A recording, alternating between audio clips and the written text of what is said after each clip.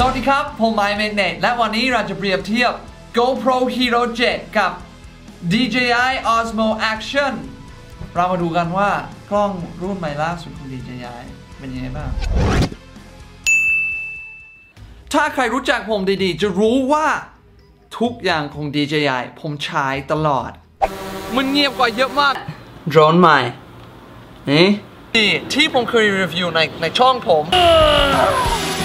ขึ้นกับผมครั้งแรกที่ผมได้ยินว่า DJI จะประกาศกล้อง Action ผมก็รู้สึกไม่ค่อยดีเพราะว่าพวกเขามีโดรนเครื่องบินบังคับที่คุณภาพดีมากน่าจะพูดได้ว่าดีที่สุดในโลกแล้วก็จะมายุ่งเรื่องกล้อง Action เพื่ออะไรเพราะว่าผมก็มี GoPro 7 อยู่แล้วทำไมผมต้องการกล้อง Action อีกตัวหนึ่งนะครับแต่พอผมได้ลองจับ DJI Osmo Action แล้วก็มันน่าสนใจและแฟนคลับผู้ติดตามของผมรู้ว่า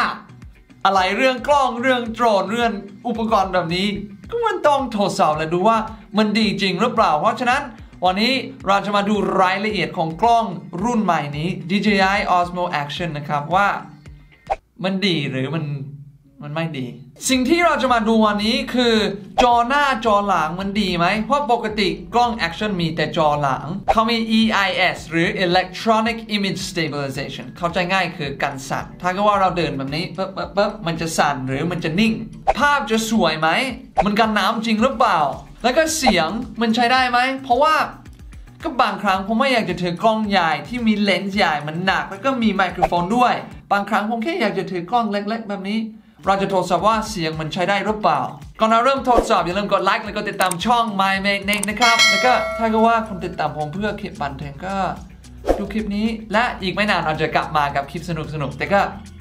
ขอเห็นใจผมนะครับผมชอบเรื่องกล้องมากๆเลยนะครับอยากจะรีวิวให้ทุกคนเห็นสิ่งแรกที่เราสังเกตคือมันมีจอหน้าและจอหลังและบอกเลยจอหน้าโคตร Amazing จริงๆเพราะว่าดูนี้จอหน้า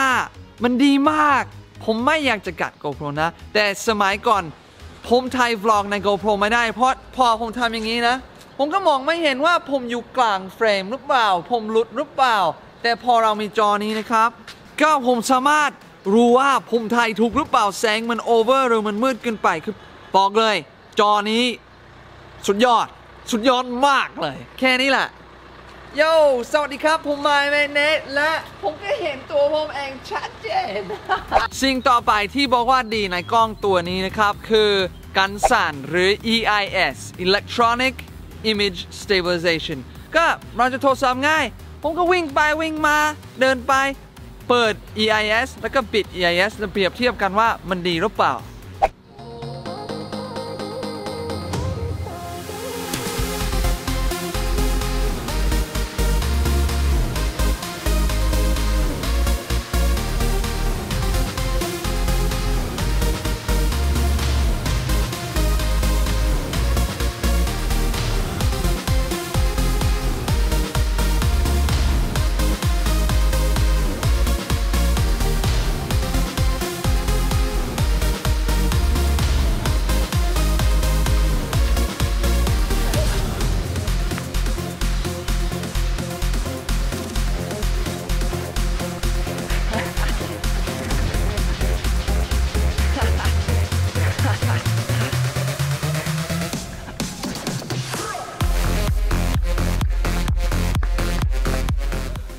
เราก็เห็นชัดเจนเลยว่า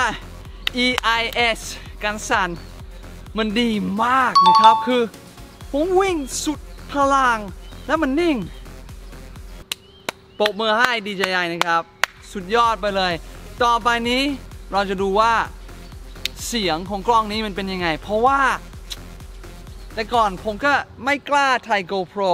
แล้วเดินไปแล้ว vlog เพราะเสียงมันไม่ค่อยดีเท่าไหร่แต่ก็มาดูว่า Osmo Action มันดีหรือเปล่าเหตุผลที่ผมไม่ค่อยกล้าถือกล้อง Action ไปถ่าย vlog ไปเที่ยวต่างประเทศเพราะว่าเสียงมันไม่ค่อยดีเท่าไหร่ก็บอกเลยนี่คือความลับเวลาที่ถ่ายคลิปทำ YouTube หรือทำคลิปอะไรเสียงมันสำคัญกว่าภาพจริงๆนะเพราะว่าลองคิดดูเวลาที่คุณเล่น Facebook หรือเล่นอะไรถ้าก็ว่าภาพมันเปลือยแต่คุณได้ยินเสียงชัดคุณก็จะดูต่อ แต่ถ้าว่าภาพสวยที่สุดในโลกแต่เสียงมันซ่ามันไม่ดีก็คุณอดทนและดูต่อไม่ได้เพราะฉะนั้นนั่นคือเหตุผลที่ไม่ค่อยใช้กล้องเล็กๆแบบนี้เพราะเสียงไม่ค่อยดีและตอนนี้เราจะทดสอบอันนี้คือกล้องราคาเกิน 100,000 บาทนะครับที่ผมพูดอยู่เรามาเปลี่ยนเป็น Osmo Action สวัสดีครับผม MyMagnet เสียงนี้เป็นยังไงบ้างมันชัดไหมมันพอฟังรู้เรื่องไหมครับหรือมันซ่าหรือมันไม่ค่อยดีเท่าไหร่กลับมาถึง 100,000 เสียงเป็นยังไงบ้างครับกลับมาถึง Osmo เสียงเป็นยังไงบ้างครับก็เรารอดูทั้งหมดที่เราเห็นไปแล้วมันสุดยอดมากคือ MyMagnet ถูกใจสิ่งนี้แต่ผมขอพูดนิดนึงที่ผมอาจจะไม่ชอบแค่นิดนึงนะทั่วไปผมชอบทั้งหมดเลยนิดนึงสิ่งแรกแบตนะครับถึงจะปล่อยแบตคุณต้องกดตรงนี้แล้วก็ตรงนี้2ที่แล้วมันกดยากนิดนึงและแบตก็ออกแต่ตอนที่เสียบนี่แหละมันยากคุณต้องกดแน่นมากคุณต้องปีบจากฝั่งนี้และก็เพอนิ้วมันจะโดนบูมฉะนั้นอันนั้นสิ่งแรกสิ่งที่2ที่ผมไม่ชอบนิดนึงคือเวลาที่เรากด record แบบนี้คือถ้าผมอยากจะเปลี่ยนใช้จอหน้ามันต้องกดค้างและพอเรากดค้างตอนที่มันสลับจอหน้ามันหยุดถ่ายและมันเริ่มถ่ายใหม่ตั้งแต่จอหน้าเพราะฉะนั้นถ้าว่ามีอะไรเกิดขึ้นด่วนและเราต้องเปลี่ยนจากหน้าหลังก็เราจะเสียไปสัก 1-2 วินะครับนี่ปุ๊บมันหยุดแล้วก็มันเริ่มถ่ายจากหน้าแล้วดูสิถ้าผมปิดไปถ่ายข้างหลังปุ๊บมันหยุดถ่ายและมันเริ่มถ่ายต่อ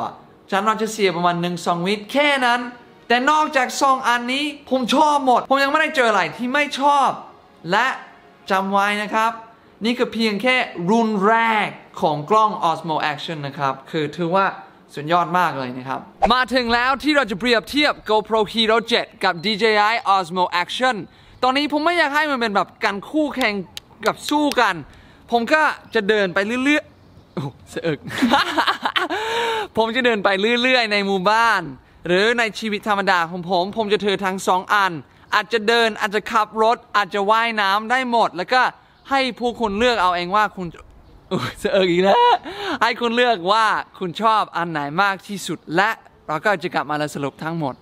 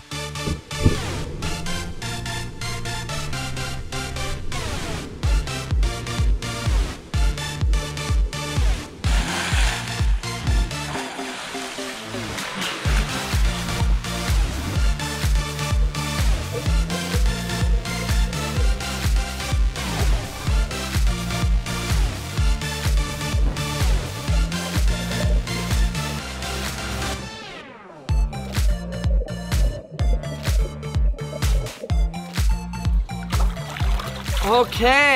ก็จากภาพที่คุณเห็นเมื่อกี้นะครับทุกคนน่าจะเห็นว่าคุณภาพของกล้องมันเป็นยังไงบ้างบอกเลยว่าผมประทับใจมากกับ Osmo Action นะครับมันดีมากและจำไว้ว่านี่คือเพียงแค่รุ่นแรกกล้องรุ่นแรกของเขาและนี่คือรุ่นที่7แล้วก็แค่คิดอีกไม่นานตอนที่นี้ถึงรุ่น2หรือ3โอ้โหไม่อยากจะคิดแต่สำหรับรุ่นแรกผมประทับใจบอกเลยประทับใจและที่สำคัญเขาไม่ได้จ่ายผมอะไรที่จะพูดแบบนี้นะนี่คือความคิดเห็นส่วนตัวของผมชอบมากจอใหญ่จอหน้าด้วยมีหลายสิ่งหลายอย่างที่ชอบแน่นอนมันเป็นรุ่นแรกอาจจะมีอะไรที่ต้องพัฒนานิดนึงแต่ก็ MyMagnet ถูกใจสิ่งนี้แน่ๆนะครับถ้าว่าคุณชอบคลิปแบบนี้อย่าลืมกดไลค์และกดติดตามช่อง MyMagnet ผมขอตัวไปว่ายน้ำก่อนสวัสดีครับ